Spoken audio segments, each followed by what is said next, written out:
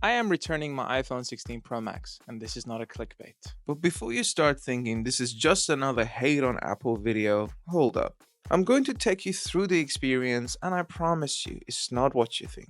In the past 2 months, I have bought 4 iPhone 16 Pro Max. Let me tell you why.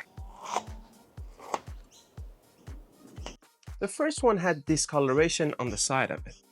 The second one, I thought the camera was faulty. The third one, the camera was faulty, there was discoloration, and multiple different problems. Before you go off at me, even Apple employees were like, oh, that's not how it should be. So it's not that I didn't know how the phone works. Phones were genuinely faulty. And that's why I want to give you an unbiased review. I don't want to be angry. I don't want to just slam Apple and just hate on it. But I'm also going to be honest with you about the phone. By the way, stick around to the end of the video because I'm going to the Weeknd concert and I will be shooting a lot of videos and photos on the 16 Pro Max. So make sure you stay till the end. And please subscribe because I want to quit my 9 to 5. So let's start with the design and the build quality. As you know, Apple is notorious for their innovative designs, right? By the way, that's a sarcasm. Nothing has changed about this phone. This phone is basically an iPhone 12, 13, 14, 15. You get 4 colors: white titanium, desert titanium, black titanium, and natural titanium was the favorite color last year. How does it feel? It feels like any iPhone, but that doesn't mean it's not premium. These phones are built really well. Besides that desert titanium has a curse on it on the side. The discoloration was only happening on the desert titanium model. I posted it on Threads and people were going crazy and everyone was saying, hey, mine has it too. So I guess it's something happening in the factory. But yeah, so just like last year, you get an iPhone 16 Pro and iPhone 16 Pro Max. And the display on them goes from 6.1 inch to 6.3 inch and 6.7 inch to 6.9 inch. Does that make a massive difference? So size-wise, it's basically the same iPhone, a little bit taller, but that's it. You still get OLED displays on these phones, which are amazing to look at. When it comes to the brightness of the display, Apple hasn't changed anything about this phone since the iPhone 14. At least that's what it says on paper. So you still get up to 2000 nits of peak brightness and a new 1 nit brightness. That 1 nit low brightness is great for your nighttime TikToks or if you're texting someone at 3 a.m. what you're doing. So compared to the S24 Ultra and the Pixel 9 Pro XL series, which goes up to 3000 nits of brightness on Pixel and 2600 on the Samsung, this on paper has the lowest nits of brightness. But when I compared them side by side, Apple tends to get brighter sometimes than both phones. You still get an LTPO display. That means that the refresh rate will adjust from 1 to 120 Hz refresh rate. You get that always on display, plus the display feels smooth. Let's talk about the cameras now. So you get a new 48 megapixel ultra wide camera, a 48 megapixel main camera, and a 5x telephoto, which is at 12 megapixel. That 48 megapixel camera allows you to capture more detailed macro shots. But I wish that they did what they did with the main 48 megapixel camera. And that's whenever you shot anything with the main lens, you get a 24 megapixel negative photo.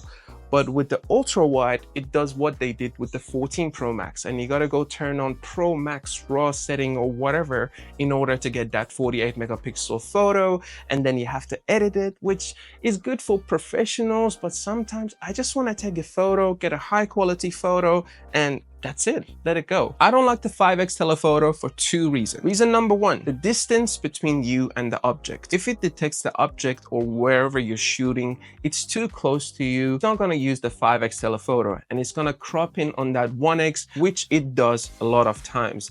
And I don't understand why Pixel and Samsung have a better range of focus while Apple doesn't. The second thing that I don't like about the telephoto camera is that when the light goes down and it gets darker, it always is using that main 48 megapixel sensor, and you have to go use a third-party app and you cannot force it to use that, unlike Pixel and Samsung, which gets annoying. All that said, the photos are sharp, they're crisp, they're colorful, they're contrasty, but sometimes too natural to a point that I'm like, I want that extra boost that Samsung gives, and this happened exactly with Pixel phone, but in my opinion, it's still the iPhone 15 Pro Max and nothing has changed. iPhone is always the king of video, and nothing can change that. And with this generation, they added 4K 120 FPS. That means you get smooth, buttery slow motion. Not just like a gimmicky slow motion that looks different to your normal video, you still get that same normal video quality plus that smooth slow motion on top. The fun fact is that you can also record in 60 or 120 and adjust it to become slower later on. Now let's talk about the lovely and revolutionary camera control button. If you watched my review last year, you know how much of a stupid button action button was, and now we got another one. So what does camera control do? Basically, if you press firmly, it takes a photo. If you press gently, it brings up a menu of things that you can do. You can control your exposure, you can control the depth, you can control the photography styles. As much as it sounded so cool in theory and I loved it when I was watching the keynote, it's disappointing because you can do all those things way faster by just doing it on the touchscreen. If you get an iPhone 16 Pro Max, it's even worse when it's one-handed because you have to hold the phone, and the moment you press the button, you're doing this little thing that shakes the phone.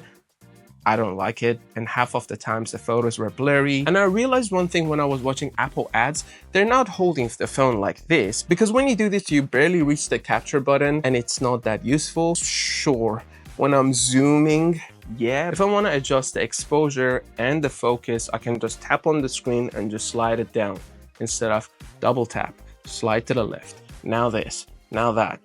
You know what I mean? It's just, it takes a lot of time to do. And if you decide, you know what, I don't like it, I'm just gonna use the touchscreen, you cannot do that, man. Because the moment you hold the phone like this, your skin is gonna trigger that camera control button, doing random things or not even allowing you to do stuff on the touchscreen. And that's why I will turn it off. Let's talk about the photography styles. It's a really cool type of filters that you can add onto the photo initially or afterwards, but they missed a big opportunity. Imagine if they did that, but they implemented what Fujifilm has done with recipes on the Fuji cameras. That would have been game-changing, because I'm not a professional photographer, but imagine if someone that was a professional photographer figured out how to get a Kodak 400 type of photo, and just like the Fuji recipe app, I just go and copy paste those details and I pop it in, and bam, I got amazing photos. Now let's talk about what's inside of the phone. The A18 Pro processor that does all the Apple Intelligence stuff. I'm really trying not to be biased, but every time you watch the keynote, Apple is saying, this phone is this much faster compared to iPhone 13. Cool, man. I know that no one upgrades their phone yearly, but you're basically putting an A17 Pro that's 10% faster and calling it an 18 Pro. Not a massive upgrade. Apparently the processor is more efficient and is built for Apple Intelligence. That's not available. That will come out in December, partially. While I was editing this video, Apple just dropped iOS 18.2 beta. That means we have access to some of Apple's AI, like Genmoji, Playground, and the ChatGPT with Siri. Like Marcus Brownlee says, don't buy a device with the promise of a future software update. It's basically a scam because you don't know what it is, you cannot try it. I have put my phone on the 18.1 beta, and Apple Intelligence, like the Siri part, right? It's dumb. It basically just continues with the conversation and that's it. The rewrite function, I'm guilty. I use it, I like it. Is it as good as Samsung? No, but it's cool. It's there, it helps me a lot. The cleanup feature needs some cleanup. It's not the most accurate. It works and it doesn't work. It's beta again, so I don't blame Apple if they haven't got it right. But yeah, there's a lot of future promises which is not even out yet. Now that I bored you with the specky specs, let's go to the concert.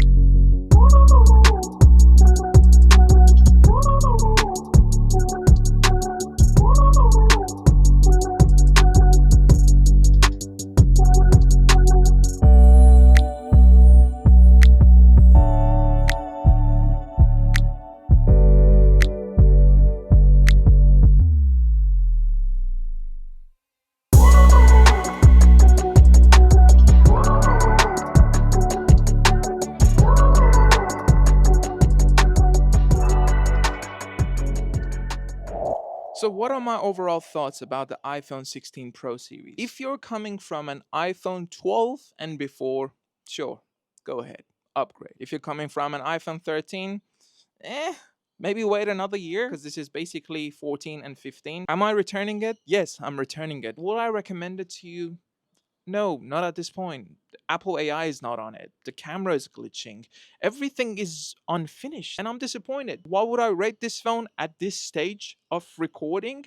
A 6 out of 10. If you like this review, which turned into a rant because I was really frustrated, make sure you like and subscribe and let me know if you upgraded or if you will upgrade to this phone. And until the next video, take care.